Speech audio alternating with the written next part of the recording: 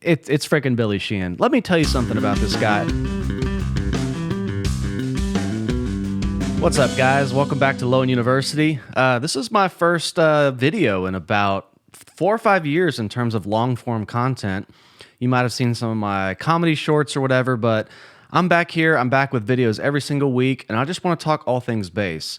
I've been a huge fan of these kind of musical education analysis videos, react videos, if you will. And I thought I had a lot to add to it, and I want to go over some of the best players, some of the players you've never heard of, but it's going to be funded and kind of, curated by what you guys recommend. But since this is the first one, I wanted to do one that was pretty close to home to me, featuring a bass player that was very inspiring to me growing up, Mr. Billy Sheehan. And what better way to do it than kind of react to a video that I know existed and I might have seen when it came out, but I just want to kind of go through, watch it, talk about some of Billy Sheehan's technique and what makes him one of the nicest guys and one of the most talented bass players in rock. So let's jump in. This is PSMS, so Portnoy, Sherinian, MacAlpine, Sheehan, playing Acid Rain, which is a track written by Liquid Tension Experiment, which is a Dream Theater sort of offshoot instrumental project. Back in the late 90s, they did 2 records. And this is Mike Portnoy's sort of supergroup covering the tune. One of my favorite instrumental songs ever written. Let's jump in and talk about why this is so cool. Here we go.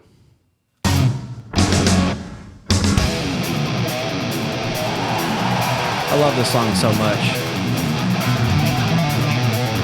I think they were coming out of a change of seasons, it says in the title.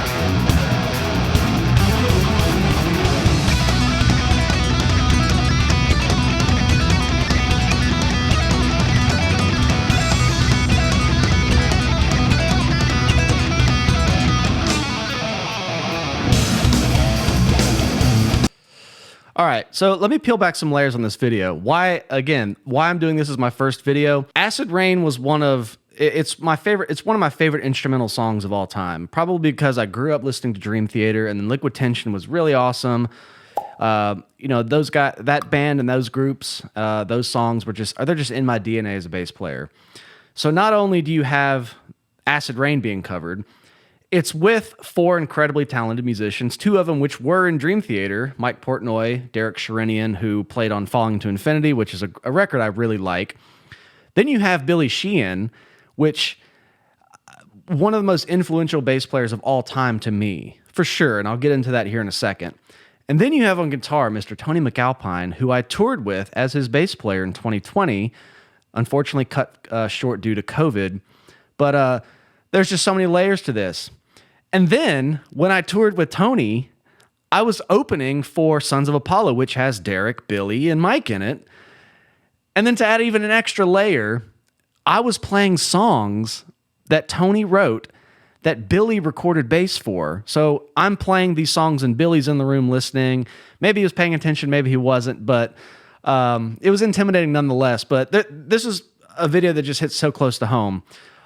First thing I want to point out, Billy Sheehan on a 4-string bass here. Obviously, these original bass parts were recorded and performed by Tony Levin, another amazing bass player who I'm sure we'll cover here on this series. But of freaking course, Billy Sheehan is playing the opening riff to Acid Rain tapped. So the original riff is kind of like this. So up an octave, more in the guitar range, it's... And I think Tony Levin tapped it as well.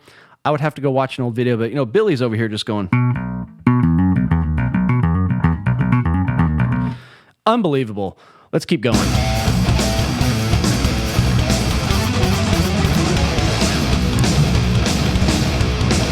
God, I love Billy Sheehan.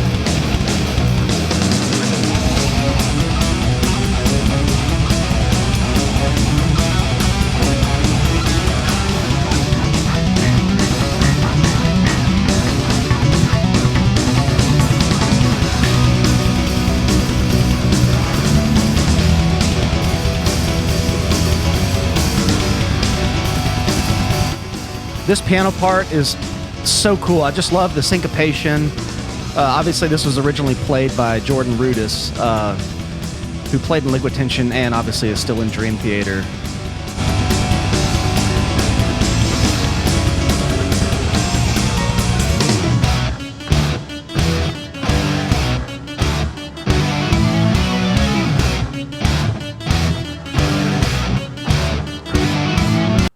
So this keyboard unison coming up, it's something I only thought Petrucci and Rudis could do, but here are Sherinian or Derek Sherinian and Tony just slaying it. I want to keep this video focused on Billy because this is Lowen University. We're talking about bass, but man, there's just so much to say about the musicianship of Portnoy. Sherinian's a great player. And of course, playing with Tony, I could just talk for hours about what just an absolute savant of, like, you should hear him play piano. I'm sure we'll get into that, but he's an unreal musician. So this is truly a group that can do this song justice.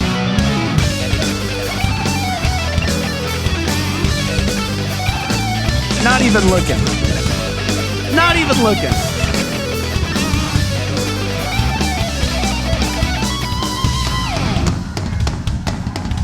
I tried to learn this lead on bass coming up right here. Watch this. Okay, so if you know this original song, you know that there's a 4-bar break and then the guitar comes in. But not to get into what Tony told me about this too much, but he, if you know anything about Tony and you're a fan, you know he had a battle with cancer a couple years ago. And long story short, on the tour we did, he had brought this up, which made me remember this video. Of course, this was 3 years ago, but he said he was feeling like dog shit, absolutely terrible, and at this show, during this recording, and he later found out they were symptoms of his ongoing cancer, and I think he said he didn't really know it at the time, but he was feeling lightheaded and kind of out of it, despite him just slaying this video. But I remember him telling me that he missed that entrance because he was just kind of out of it. But the lesson here is that I'm going to go back and replay that missed entrance. So it's 4 bars, and it comes in, if you know the song Acid Rain. You'll notice he misses it, and nobody in the band flinches. Mike Portnoy kind of looks over and starts counting out loud, but this is a lesson in what seasoned musicianship looks like. If you mess up at a gig, the last thing you need to do is go. Don't make your mistakes obvious. Internalize them. Smile bigger. Know that it's going to be okay and you're going to get through the song. But this is a prime example of what I'm talking about. They just keep going and they come back in and it's off without a hitch.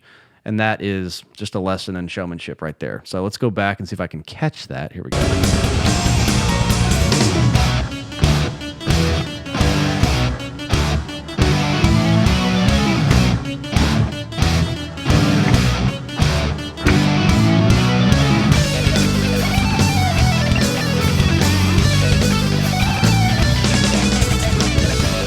I can't help but play along. I just love this track.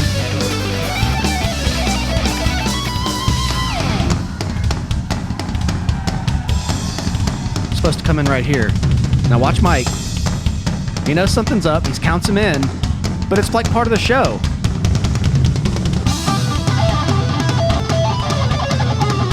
Amazing.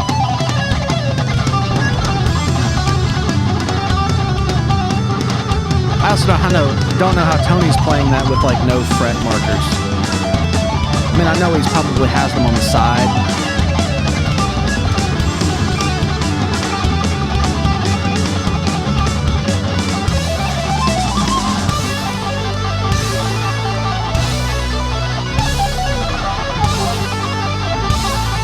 Look at that showman stuff Billy's doing.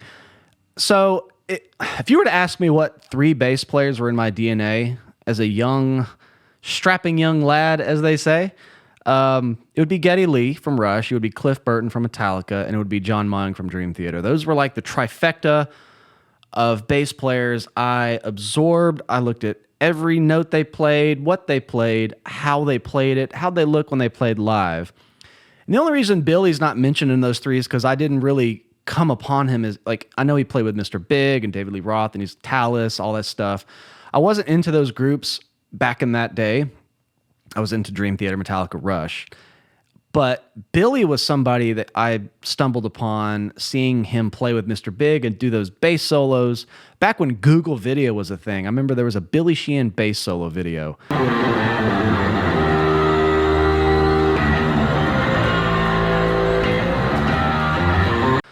Where he was just ripping it, and I was like, I've never seen anything like this before. And quickly, Billy Sheehan was like number 4 on that list.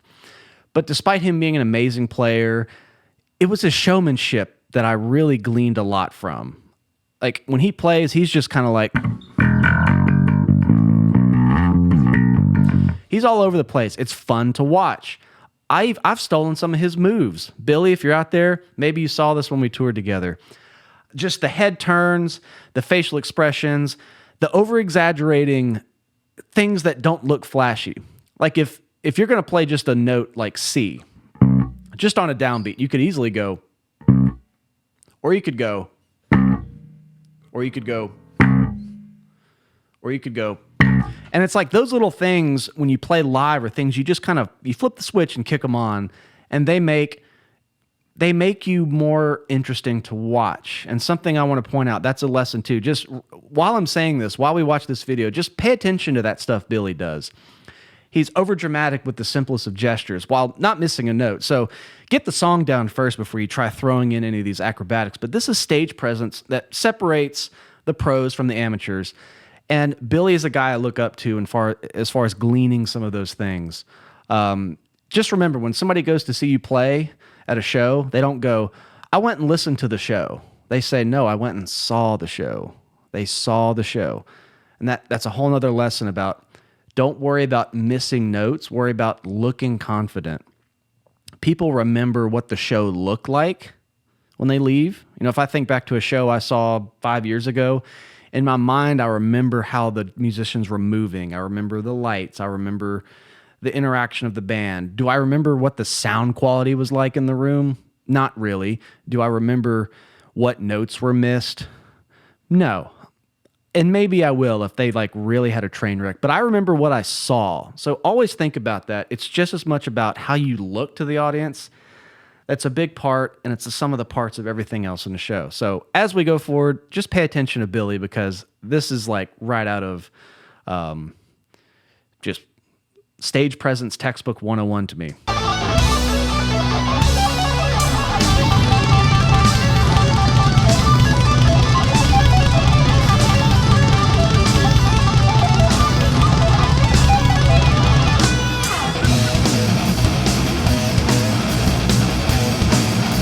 Now, once again, I've seen this video.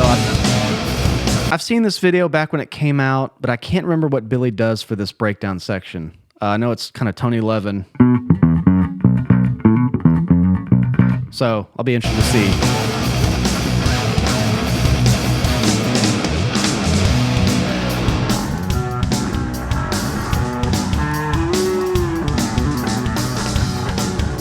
Just look at all that, look at the body flow.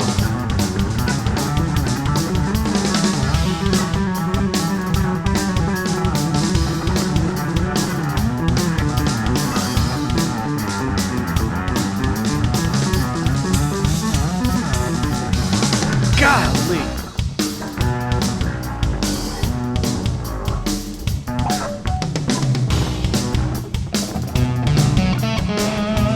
I mean, I could dissect all that stuff he played. It's freaking Billy Sheehan. Let me tell you something about this guy. Another thing, when we were on that tour together, I remember playing, a 45-minute set. We were direct support to Sons of Apollo. And I would get off stage and be like, I just about threw my neck out, my shoulder. I was, playing as hard as I can, really trying to give a show. And I was tired. I got off, I was tired. And then this guy, who's twice my age, I remember I looked up, he was 66 on that tour, so I was 31, 30. This guy did that for 2.5 hours, no problem. So I shut up real quick. And man, there's just something so inspiring about that. That's what I love about playing music, is that even when you get older in age, you can still throw down. It's just unbelievable. But I want to talk about Billy's tone and why I think he has the most recognizable bass tone in all of rock. I think so. I've heard a lot of bass players. I'm sure there's a lot I haven't heard. And that's another point of these videos. This is going to be about you guys recommending me stuff that I've never heard. I might seem like a rock and metal bassist plugged in, but man, I really don't listen to a lot of new music. My top Spotify tracks for 21, 20, and 22 were like 80 of the same songs are on there every time. I'm just a creature of habit, so this is kind of a selfish series to expose myself to new music as well. But in what I have heard, Billy's tone is so undeniably recognizable. He's got that really driven neck pickup tone. So I'm going all the way to the neck pickup. He's got a little bit of drive on there, and there's an entire video on YouTube where he goes in depth, and I've probably watched it 10 times because it's very fascinating. I think Premier Guitar has a rig walkthrough with Billy. But he has like some high mids in there. Kind of not a lot of low end. I know he runs 2 separate outputs, as you can see right here. And I believe he has one going to kind of like a sub bass. I think each pickup has its own output. Correct me if I'm wrong, but I'm thinking back to that video. I think his neck pickup kind of has the deep sub lows, and then the pickup further back closer to the bridge is more his driven. So I think he's running just 2 straight up signals. But an easy way to kind of get in the ballpark of this tone sounds like kind of a lot of like high 1,000 to 2,000 kilohertz type of range. Not a ton of bass up front. It's in there to support the sound, and of course, it always sounds very neck pickup heavy.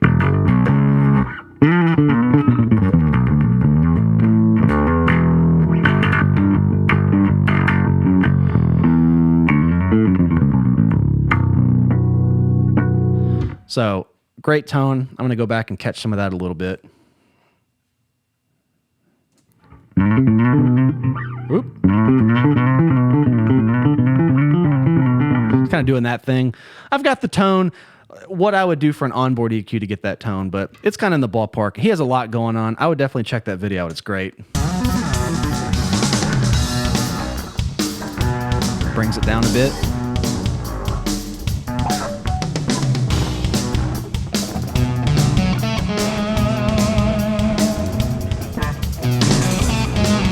This is very different from the original song, which I love. It has a nice live jam feel.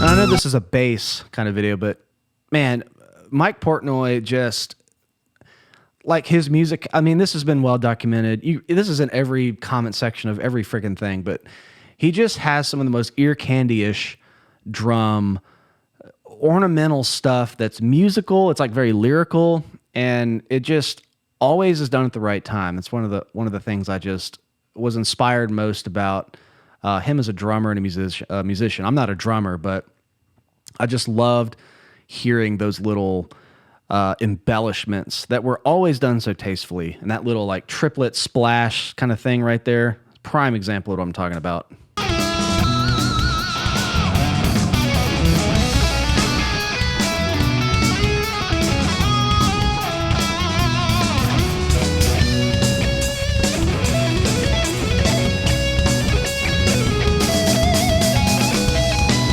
Cool stuff.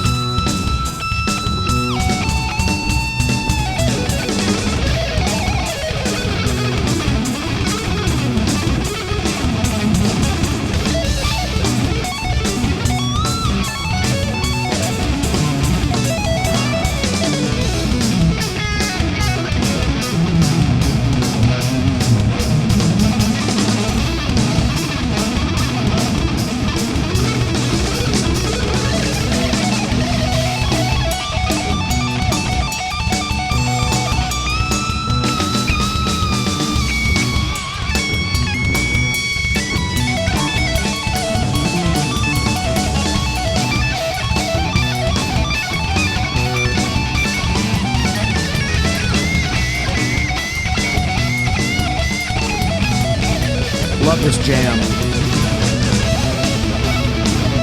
See, here's another good thing. You notice how Billy's standing in the shadows, out of the way?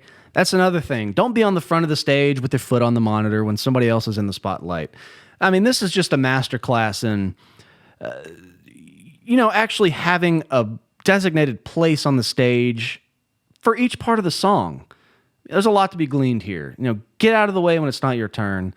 And as wild as Billy can be throwing the bass, holding it like that, he gets out of the way. He stands in the back. He brought the dynamics way down,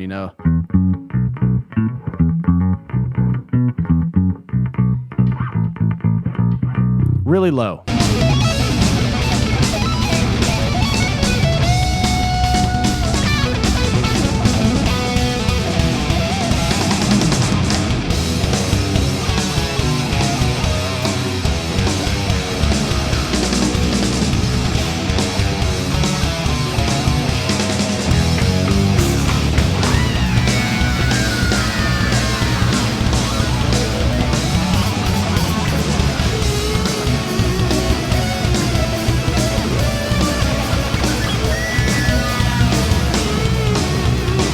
Look at that. Love it.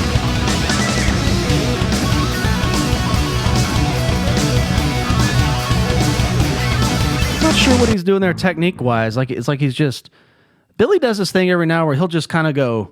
And it's cool, and I'm sure he plays it a lot better than I just did. But, he's hitting the right notes, but does it add to the sound? I think it's more of an optics thing. Let me go back and see if I can see. It kind of looks like he's thumbing the string, but who knows?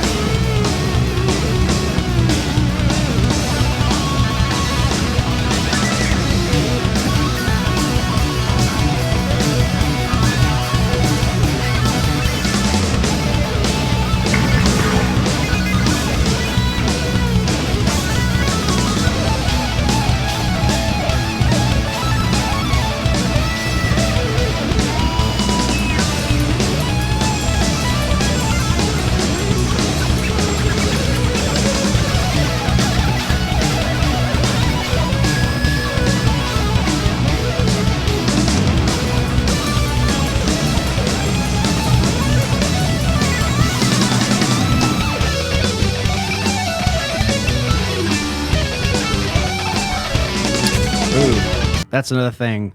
That's probably the biggest thing I've stolen from Billy. He does this thing where on big downbeats, he'll just hit the power chord. So I think that riff is...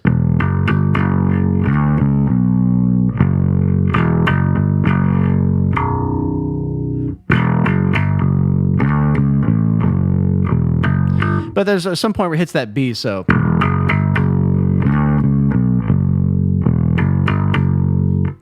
You can easily just hit that B right there, but he makes it a power chord, octave, root 5th octave. So he kind of plays it like, oop.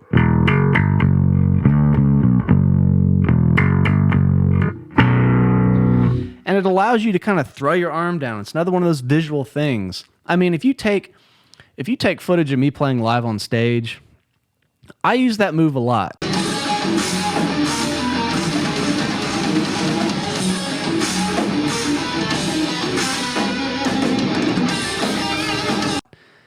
It just makes the downbeat bigger. It's instead of just, and it just hits. And there's a strategic place to put it, but you can kind of watch him do that here. That's something I absolutely took really early on.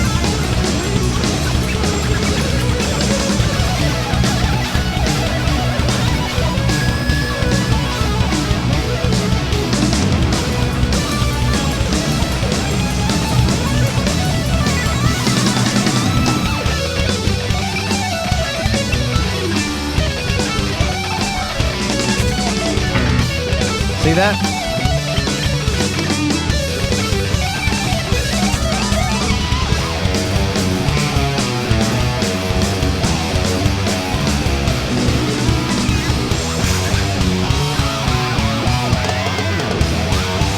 Love that octagon fill.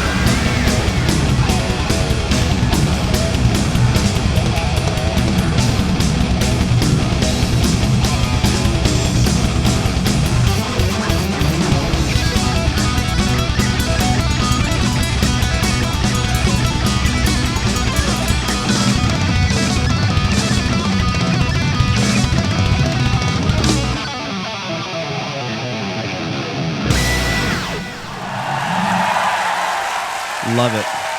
Yeah, what can I say? Like I said in the beginning of this video, Acid Rain, always going to be one of my favorite instrumental rock metal songs by a group I love, Liquid Tension Experiment, from a group I love, Dream Theater, that I grew up listening to, covered by two members from Dream Theater, Billy, who I looked up to, Tony, who I played with and toured with, opening for the other three guys, playing songs that Billy played on back in the 80s. So I thought this would be a really appropriate first song to kick it off with. Now, the ball's in your court. I want to hear cool bass lines from bands I've maybe never heard of, songs I certainly haven't heard of. I want this series to be not about watching something brand new and reacting to it, which I would love to do, but I'm also going to make a point to analyze bass lines and talk about why they're creative, why the bass line works. And, this is a song that Billy didn't originally write. I wanted to focus on some of the showmanship and the techniques he does, but I look forward to jumping into all things bass with you here on Lowen University. Thanks for watching. Make sure you're liked. Make sure you're subscribed and and of course comment and let me know. And we'll see you next time. Cheers.